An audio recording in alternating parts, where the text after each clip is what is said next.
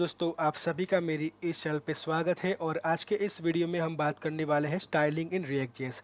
Basically हमें react JS के अंदर कौन कौन से तरीके से स्टाइल अप्लाई करनी चाहिए, कौन से तरीके हैं और कौन से तरीके में से कौन सा तरीका बेस्ट है। तो इस वीडियो में हम वो पूरा नॉलेज लेने वाले हैं। एग्जाम्पल थ्रू यहाँ पे समझेंगे कि हमें कौन से कितने वे से हम सीएसएस को अप्लाई कर सकते हैं रिएक्ट एप्लीकेशन के अंदर। तो मैं आपका यहाँ पे ज़्यादा टाइम नहीं लेता हूँ, यहाँ पे हम समझेंगे एग्जाम्पल थ्रू। तो इसके पहले आप देख पा रहे हो यहाँ पे मैंने लोकल होस्ट पे 3000 पॉट की मेरी रिएक्ट एप्लीकेशन होस्ट करके रखी है। ये एप्लीकेशन कैसे क्रिएट करनी है इसका वीडियो मैंने ऑलरेडी मेरी चैनल पे होस्ट करके रखा है। आप देख पा रहे हो यहाँ पे बहुत सारे ऐसे वीडियो है, तो आप पहले ये वीडियो देखोगे तो आपको और मज़ा यहाँ पे आएगा। यहाँ पे मैं आपको एग्जाम्पल थ्रू समझाने के लिए जा रहा हूँ। तो यहाँ पे हम क्या करेंगे, पहले तो एक ब्लैंक पेज बनाएंगे, एक कंपोनेंट क्रिएट करेंगे और उसमें हम डिफरेंट वे के सीएसएस अप्लाई करने का ट्राई करेंगे। तो हम पहला तरीका जो है उसे हम समझने का ट्राई करेंगे, जिसका नाम है, मैं यहाँ पे जो तरीका हम समझने वाले वो यहाँ पे लिख लेता हूँ, स्टाइल शीट फाइल। तो पहला तरीका है हमारा style sheet file through CSS apply करना। तो पहले हम क्या करेंगे, समझ लो कि आपने कुछ डिज़ाइन किया है कुछ इस तरीके से। ठीक है, आपने इस तरीके से कुछ टेक्स्ट डिज़ाइन करी है, कुछ यूआई पैटर्न डिज़ाइन करी है, कुछ कंपोनेंट डिज़ाइन किए हैं।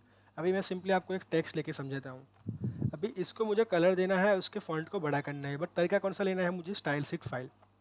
तो मुझे क्या करना पड़ेगा, पहले तो इस वाले तरीके में मुझे क्या करना पड़ेगा, style dot C S S बनानी पड़ेगी और वहाँ पे मुझे क्या करना पड़ेगा, जो भी मेरी यूआई में डेवलप करना चाहता हूँ, ठीक है, वो सीएसएस मुझे यहाँ पे रखनी है। तो मैं पहले एक सीएसएस सिंपली लेके आपको समझा देना चाहता हूँ कि कैसे वो क्रिएट करना है। ठीक है, तो यहाँ पे हमें क्या करना है, मुझे साइज़ भी देनी है और दूसरा कि मुझे कलर भी देना है। ठीक है, और कलर मैं यहाँ पे लिख रहा हूँ ब्लू कलर और इसको मुझे अप्लाई करना है यहाँ पे। तो आप सभी को पता है कि अगर आप यहाँ पे क्लास अप्लाई करोगे तो ये सीएसएस अप्लाई हो जाएगी, but C S S external C S S को यूज़ करने के लिए पहले तो हमें इसको इंपोर्ट करना पड़ेगा। जैसे कि आप लोग एच टी एम एल में इंपोर्ट करते थे हेडर के अंदर।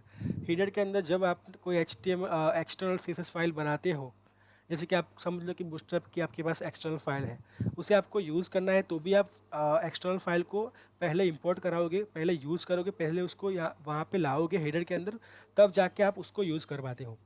तो सेम तरीके से हमें एक्सटर्नल फाइल अगर हमने क्रिएट करी है तो वो ऐसे ही अप्लाई नहीं हो जाएगी सी एस एस।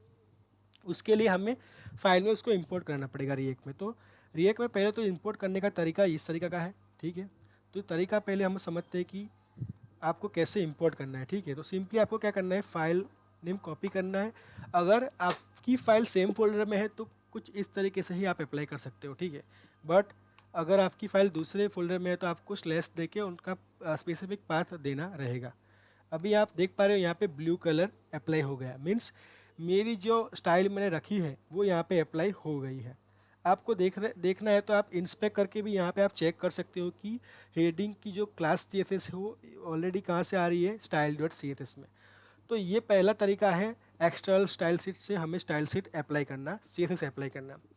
तो यहाँ पे बेनिफिट क्या होता है कि अगर हम लोग रिएक्ट एप्लीकेशन के अंदर मल्टीपल कंपोनेंट क्रिएट करते हैं तो हम मल्टीपल ऐसी सीएसएस बना के इंडिविजुअल कंपोनेंट की सीएसएस रख के उसको मैनेज कर सकते हैं, ताकि अगर हमें उस सीएसएस में कुछ चेंजेस करने हो, फ्यूचर में कुछ अपडेशन लाना हो उस स्पेसिफिक कंपोनेंट के लिए, तो ईजी टू मैनेज हो सकता है। ठीक है, या फिर हमें किसी और अलग सर्वर पे सीएसएस रखना है और वहाँ से मेंटेन करना है, जैसे कि बूटस्ट्रैप है वो कुछ अलग सर्वर से सीएसएस हमको देता है। ठीक है, तो हम ओनली उसकी सीएसएस यूज़ कर पाते हैं। तो हम भी ऐसा कर सकते हैं कि सीएसएस हमारी फाइल दूसरे सर्वर पे रख के भी हम यहाँ पे उसका यूज़ कर सकते हैं। तो यहाँ पे उसका बहुत सारा बेनिफिट है। तो वो जो भी है वो आपको मैंने ऑलरेडी समझा दिया है कि कैसे हमें एक्सटर्नल फाइल्स यूज़ करना चाहिए और क्या बेनिफिट है। तो दोस्तों आपको आई होप समझ में आ गया होगा कि कैसे एक्सटर्नल फाइल यूज़ करनी है। अभी दूसरा तरीका हम समझने वाले हैं inline C S S. Inline C S S, ठीक है, अभी इनलाइन सी एस एस का मीनिंग समझते हैं कि इनलाइन सी एस एस किसे बोलते हैं। जब हम किसी स्पेसिफिक पेज के अंदर सी एस एस लिख के हम उसे यूज़ करना चाहते हैं, तब जाके हमें inline C S S use करना चाहिए। और वो भी कब, जब हमारे कंपोनेंट के अंदर कुछ छोटा सा यूआई पार्ट हो तब। अभी समझ लो कि आपको 5-10 लाइन की सी एस एस है तो आप इनलाइन सी एस एस रख सकते हो, बट उसके बेनिफिट है और उसके डिसएडवांटेज भी है। आप उसको ईजी टू मेंटेन नहीं कर पाओगे। अगर आप आपका कंपोनेंट के अंदर CSS रखा है तो आपको पूरा कंपोनेंट ओपन करना पड़ेगा, उसके अंदर आप कोड करोगे तभी जाके वो अप्लाई होगा। तो वो कंपोनेंट पे भी इफेक्ट करेगा अगर कुछ इश्यू हुआ तो आपको इनलाइन CSS ध्यान से यूज़ करना है। बट उसका तरीका कैसे है यूज़ करने का वो मैं पहले आपको समझा देता हूँ। तो यहाँ पे रिएक्ट में आपको क्या करना है, इनलाइन CSS के लिए मैं पहले तो एक वेरिएबल में CSS स्टोर कर लेता हूँ, ठीक है। जैसे कि समझ लो मुझे यही CSS स्टोर करनी है, तो मैं क्या सिंपली यहाँ पे इस तरीके से लिखूँगा, तो क्या लगता है आपको CSS अप्लाई हो जाएगी, वो पहले हम देख लेते हैं। तो मैं यहाँ पे कलर ले लेता हूँ ग्रीन, या यहाँ पे ये जो कलर है ब्लू वो ले लेता हूँ। आप देख पा रहे हो कि जैसे मैंने CSS रखी है अब यहाँ पे एरर दिखाई दे रहा है, मेरा पेज फेल हो रहा है क्योंकि मुझे यहाँ पे यूज़ करना है कॉमा नॉट अ सेमीकोलन, ठीक है। हम HTML में यूज़ करते तो वो तरीका सही है, बट रिएक्ट के अंदर आपको सिंपली यहाँ पे JSX सिंटेक्स के बेस पे कॉमा रखना है। और अभी आपकी एरर सॉल्व हो गई है, बट यहाँ पे भी आप देख पा रहे हो कि मैंने यहाँ पे समझ लो कि CSS अप्लाई भी कर ली है, तो भी यहाँ पे वो CSS अप्लाई नहीं होगी। देखो यहाँ पे मैंने क्या किया है, इसको यहाँ पे अप्लाई कर दिया, यहाँ पे मैं ये निकाल देता हूँ आपको समझाने के लिए। आपको अगर कन्फ्यूज़न हो रहा है कि वो CSS यहाँ से बिलोंग करती है तो यहाँ से मैं इसको निकाल देता हूँ पहले। तो यहाँ पे आप देख पा रहे हो अभी भी यहाँ पे क्या है, CSS अप्लाई हो गई। बट आपका सेम तरीका कौन सा है, यहाँ पे आपको क्या करना है, कैमल केस में यूज़ करना है। जो भी आप CSS यूज़ कर रहे हो यहाँ पे आपको कैमल केस में ही यूज़ करना है। देखो आपका कलर यहाँ पे ये फॉन्ट साइज़ है वो अप्लाई नहीं हुई है, ओनली फॉर कलर अप्लाई हुआ है। कलर क्यों अप्लाई हुआ है, कलर मिक्स ऑफ मतलब वर्ड नहीं है। जैसे कि CSS में बहुत सारे ऐसे उसकी स्टाइल है, उसकी कीवर्ड है जो दो वर्ड से बनते हैं। जैसे कि यहाँ पे आप समझ लो बैकग्राउंड कलर है, ठीक है, तो बैकग्राउंड अलग है और कलर भी अलग है। तो आपको ऐसे दो अगर वर्ड है CSS के तो आपको कैमल केस में लिखना ज़रूरी है। यहाँ पे आप देख पा रहे हो कि मैंने फॉन्ट साइज़ को कैमल केस में नहीं रखा है, तो वो फॉन्ट साइज यहाँ पे अप्लाई नहीं होगी। देखो यहाँ पे ओनली कलर अप्लाई हुआ है, बट मुझे फॉन्ट साइज अप्लाई करने के लिए कैमल केस में रखना चाहिए, तब जाके वो यहाँ पे फॉन्ट साइज अप्लाई होगी। तो CSS इनलाइन CSS कैसे यूज़ करना है वो आपको मैंने समझा दिया कि आपको CSS कैमल केस में लिखना है और स्टाइल एट्रीब्यूट में ही लिखना है। अगर आप स्टाइल एट्रीब्यूट में कुछ ऐसा भी कर दोगे तो भी यहाँ पे वो अप्लाई नहीं होगा। आपको ओनली स्टाइल एट्रीब्यूट्स ही यूज़ करना है, वो भी स्मॉल में। तो ये भी आपको ध्यान रखना है कि कैसे इनलाइन CSS यूज़ करना है।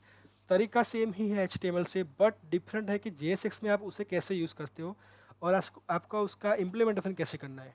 अभी तीसरा तरीका है, सबसे इम्पोर्टेंट तरीका है और हमें वो समझना चाहिए, मॉड्यूल CSS, ठीक है। अभी मॉड्यूल CSS क्या है और मॉड्यूल CSS स्टाइल हमें कैसे अप्लाई करनी है, कैसे इम्प्लीमेंट करनी है, वो हमें पहले समझना ज़रूरी है। तो मॉड्यूल CSS यूज़ करने से पहले हम उसका प्रॉब्लम क्रिएट करते हैं कि कौन सा प्रॉब्लम आता है, तब जाके हमें मॉड्यूल CSS यूज़ करना चाहिए। तो यहाँ पे मैं क्या करूँगा, सिंपली एक कंपोनेंट क्रिएट करूँगा। आपको पहले प्रॉब्लम समझाता हूँ कि प्रॉब्लम कहाँ होता है, उसके बेसिस पे हमें CSS यूज़ करना चाहिए, ठीक है। तो हम यहाँ पे क्या करेंगे, कंपोनेंट बनाएंगे और उस कंपोनेंट में लिख देंगे दिस इज़ माई एड्रेस, ठीक है। अभी इसको मैं क्या करूँगा, इसे यहाँ पे सिंपली इंपोर्ट करूँगा जैसे हम लोग नॉर्मली इंपोर्ट करते हैं, ठीक है। अभी मैंने इंपोर्ट कर लिया और यहाँ पे मैं सिंपली उसको यूज़ कर लेता हूँ, ठीक है, इम्प्लीमेंट कर लेता हूँ।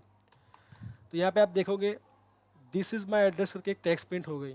अभी मुझे इस टेक्स्ट को ग्रीन करना है, ठीक है। तो मैं क्या करूँगा, जैसे ही हमने यहाँ पे समझ लिया कि मुझे, आप सभी को यही लगेगा कि आपको पहले क्या करना पड़ेगा, style seat dot CSS create करना पड़ेगा, आप ऐसा समझोगे। बट यहाँ पे प्रॉब्लम क्रिएट होगा और क्यों क्रिएट होगा वो हम यहाँ पे समझेंगे।